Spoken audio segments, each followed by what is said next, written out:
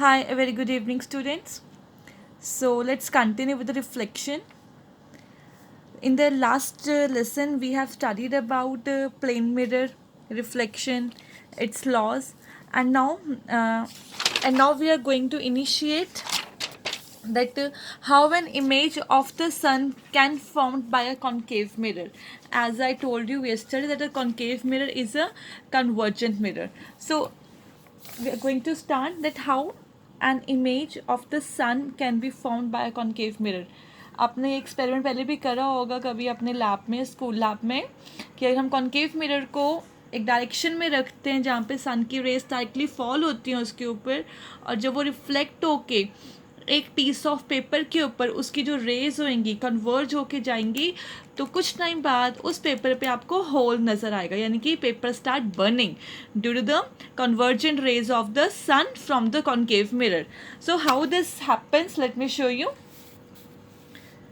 This is a concave mirror. Okay.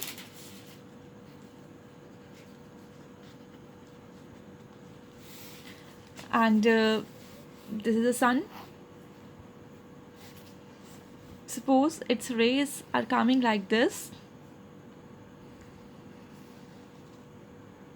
The parallel rays, okay? And like this is a piece of paper. So when these rays converge and meet at a point, it would act like this.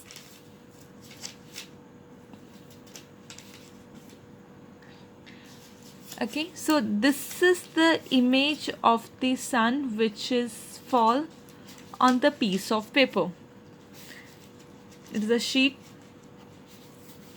सो यहाँ पे कुछ time बाद अगर हम उसे continuously एक fix position पे रखेंगे तो कुछ टाइम बाद विल ऑब्जर्व कि वहाँ पे होल होना स्टार्ट हो गया, यानी कि पेपर ब्लैकिश में आ गया, यानी कि it start burning.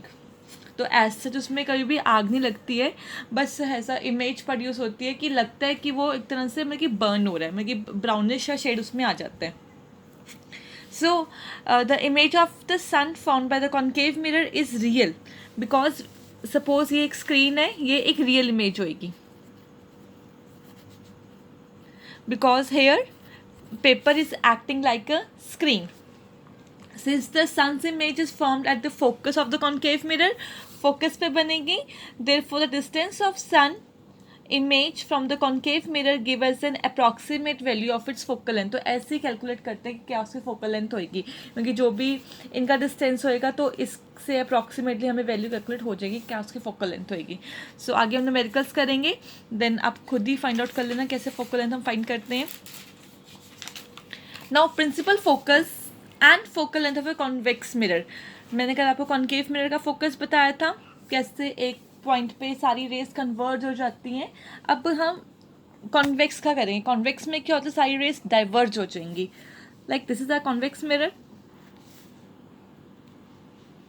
It's reflecting surface outwards होएगा. ठीक है, सपोज ये आपकी पैरेलल रेज आ रही है, बीम ऑफ लाइट आ रही है यहाँ से,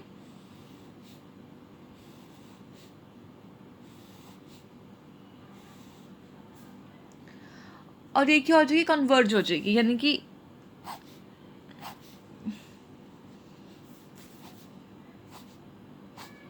अगर हम इसका इमेजिनरी पॉइंट ड्रॉ करते हैं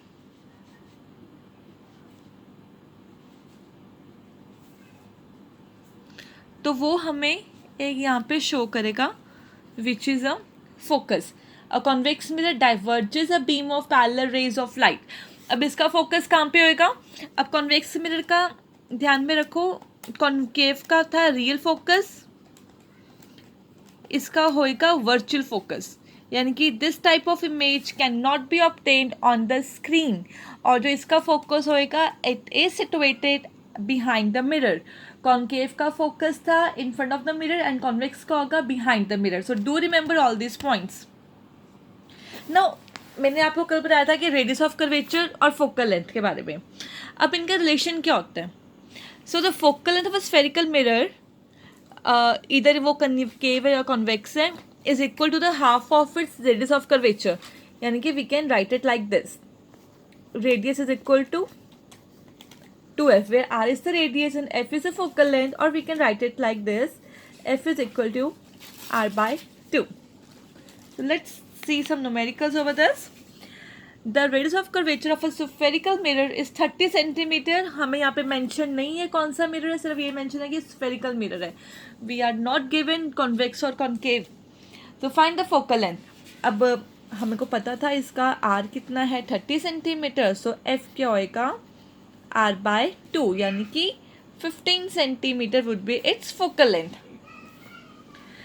Calculate the focal length of a concave mirror whose radius of curvature is 32 centimeter. Here it is mentioned concave. अब concave का जो फोकस होता है वो होता है रियल फोकस. रियल फोकस यानी कि नेगेटिव.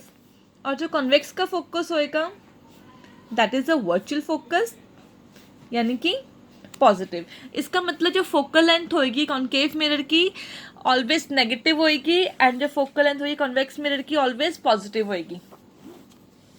इसका f हो जाएगा r/2 यानी r था 32 तो कितना हो जाएगा -16 centimetre because focal length of a concave mirror is minus. मैं भी आपको साइन कन्वेंशंस बताती हूँ, उसमें यू विल अंडरस्टैंड कि कैसे इसका फोकस नेगेटिव और पॉजिटिव हम कैसे डायरेक्ट करते हैं. Okay, so see here sign convention.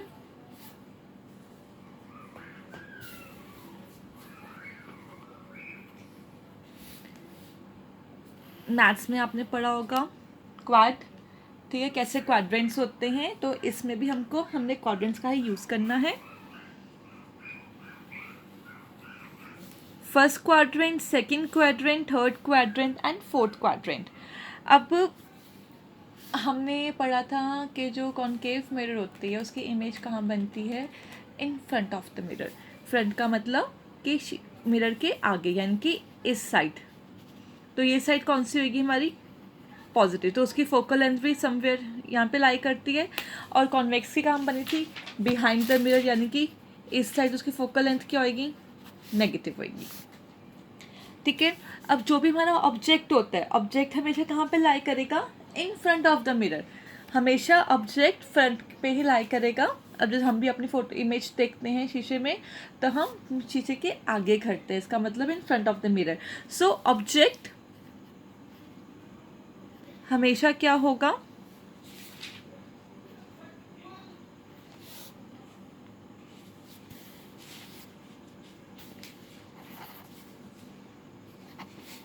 Negative.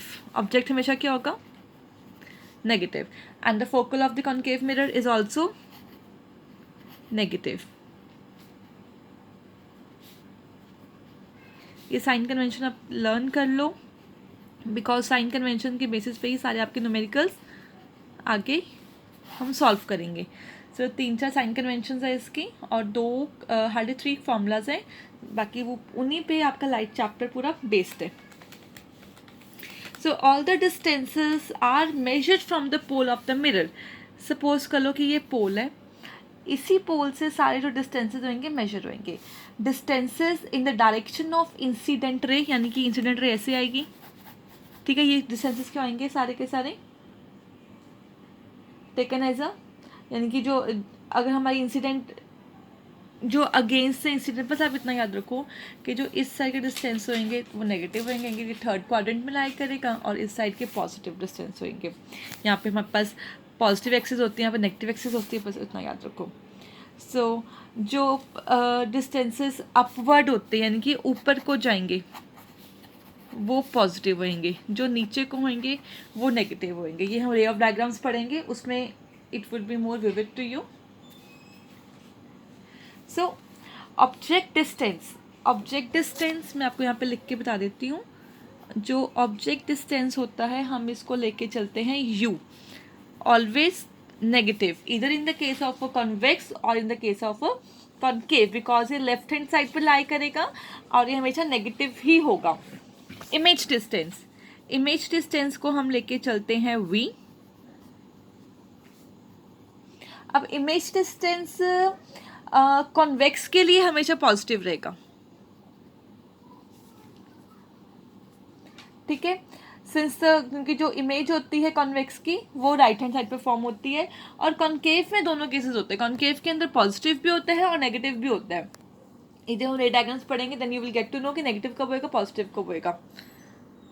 Convex का हमेशा पॉजिटिव रहेगा.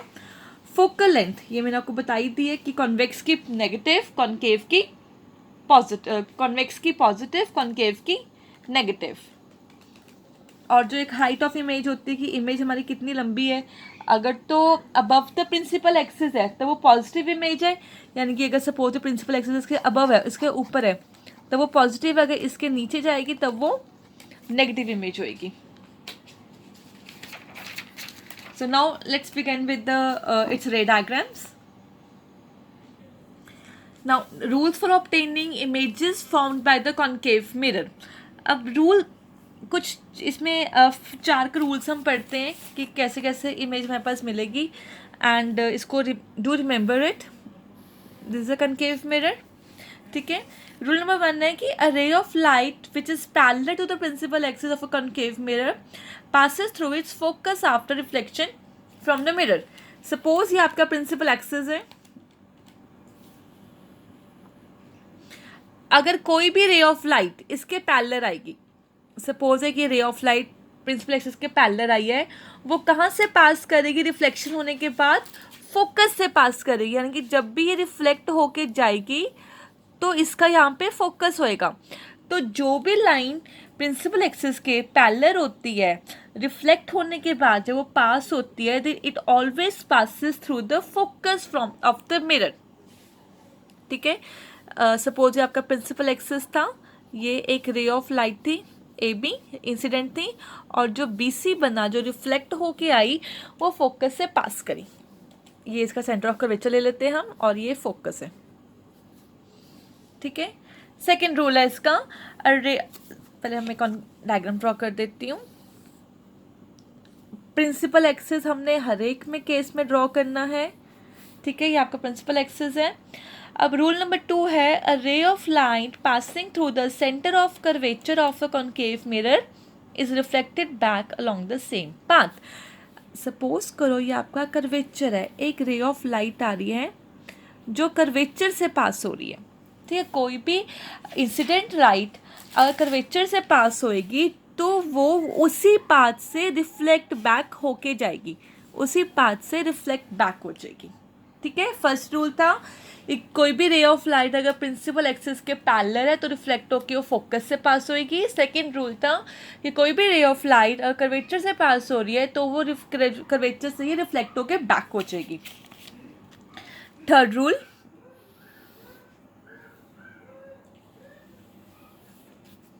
a ray of light passing through the focus of a concave mirror becomes parallel to the principal axis after reflection. Suppose this is a focus, एक रे of light focus से पास हुई, अब जब वो रिफ्लेक्ट होके वापस जाएगी तब वो प्रिंसिपल एक्सिस के पैरेलल हो जाएगी. ठीक है. This was a ray of light, when it passes through the focus then it reflect back and become parallel to the principal axis. Rule number 4,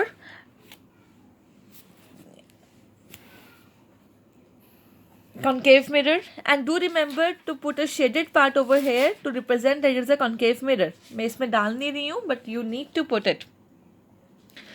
Principal axis draw कर लेते हैं.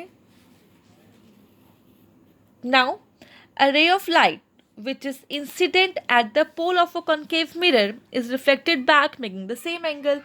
ये हमने पहले भी पढ़ा हुआ है कि अगर एक रे ऑफ लाइट आ रही है, नॉर्मल पे लाई कर रही है, तो रिफ्लेक्ट हो के सेम एंगल वो ड्रॉ करेगी. यानी कि angle i is equal to angle r when it is lie on the normal at the pole. ठीक है.